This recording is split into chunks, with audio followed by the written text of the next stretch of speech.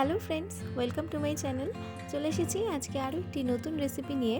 আজকে আমি খুবই সহজ পদ্ধতিতে তোমরা বাড়িতেই কিভাবে নান বানাবে সেই রেসিপিটা শেয়ার করব। আর এভাবে বানালে কিন্তু একদম দোকানের মতো নান তোমরা খুব সহজেই বাড়িতেই তৈরি করে নিতে পারবে।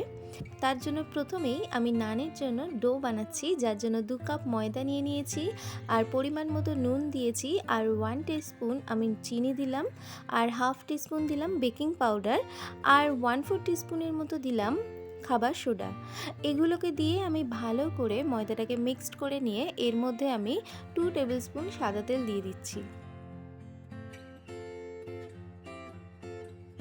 সাদা তেলটা দিয়ে আমি এর মধ্যে দিয়ে দিলাম 1/4 কাপ টক দই। এই সবগুলো দিয়ে আমি ভালো করে ময়দার মধ্যে এগুলো মিক্সড করে নেব।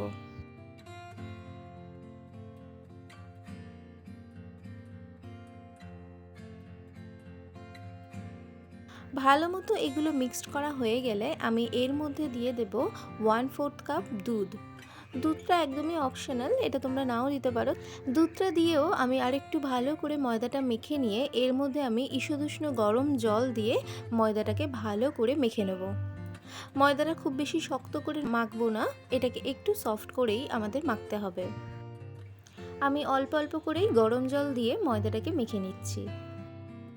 এভাবে ভালো করে ময়দাটা আমি মেখে নিচ্ছি, আর পরিমাণ মতো জল দিয়েই আমি কিন্তু ময়দাটা মেখে নিচ্ছি। আমি ময়দাটার মধ্যে যেহেতু একটু টক দই আর দুধ দিয়েছিলাম, তাই জলটা এখানে খুব কমই লেগেছে। তোমরাও একটু বুঝে এভাবে জলটা ব্যবহার করবে। দেখো আমার এখানে ময়দাটা কিন্তু ভালোভাবে মাখা হয়ে গিয়েছে। এবারে এটাকে আরও 5 মিনিট ধরে আমি ভালোভাবে মেখে নিচ্ছি, আর এরপর আমি এটাকে 2 ঘন্টার জন্য রেস্টে রেখে দেবো। এভাবে আমি এটাকে একটা ভেজা সুতি কাপড় দিয়ে ঢাকা দিয়ে রেস্টে রেখে দিলাম। 2 ঘন্টা পর আমি এটাকে খুলে আরও 2 থেকে 3 মিনিট ভালো করে মেখে নেব। ময়দাটা দেখো কত সুন্দর সফট হয়েছে। এবারে আমি ছোট ছোট লেচি করে নিচ্ছি। এরকম সাইজের আমি ছোট ছোট লেচি করে নিলাম। এবারে এরকম ছোট ছোট বল করে আমি এটাকে ধীরে ধীরে বেলে নেব। আমি একটু ডিম্বাকৃতি শেপ দিয়েই নানটাকে বেলে নেব। তার জন্য প্রথমে এভাবে লম্বা করে বেলে নিচ্ছি।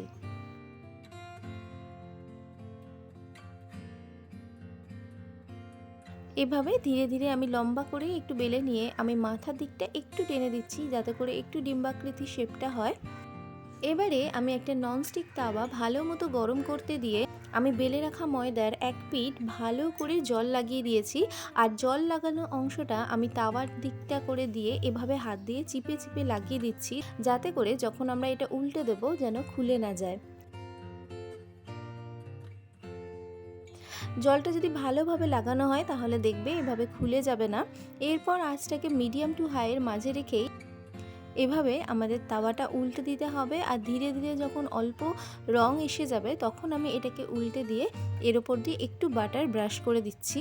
আমি বাটারটার মধ্যে একটু ধনেপাতা কুচিও মিক্সড করে রেখেছিলাম, আর দেখো এর উল্টো পিঠটাও কিন্তু খুব সুন্দর হয়েছে।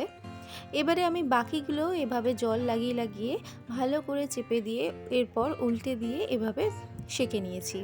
তাহলে কিন্তু খুব সহজেই তোমরা তোমাদের বাড়িতে নান তৈরি করতে পারবে। এর উপর দিয়ে বেশ খানিকটা বাটার এভাবে ব্রাশ করে দিচ্ছি, আর বাটারটার মধ্যে আমি কিন্তু ধনেপাতা কুচি মিক্সড করে রেখেছিলাম, যার ফলে কিন্তু নানটা আরও সুন্দর খেতে লাগবে। তাহলেই আমাদের খুব সহজে বাড়িতেই নান তৈরি হয়ে গিয়েছে। রেসিপিটা তোমাদের কেমন লাগলো জানিও, আর যদি ভালো লাগে তাহলে প্লিজ একটি লাইক করে দিও, আর আমার চ্যানেলটিকে সাবস্ক্রাইব করো আরও নতুন নতুন রেসিপি পেতে। সবাই খুব ভালো থাকবেন। দেখা হচ্ছে পরবর্তী কোনো নতুন রেসিপির সাথে।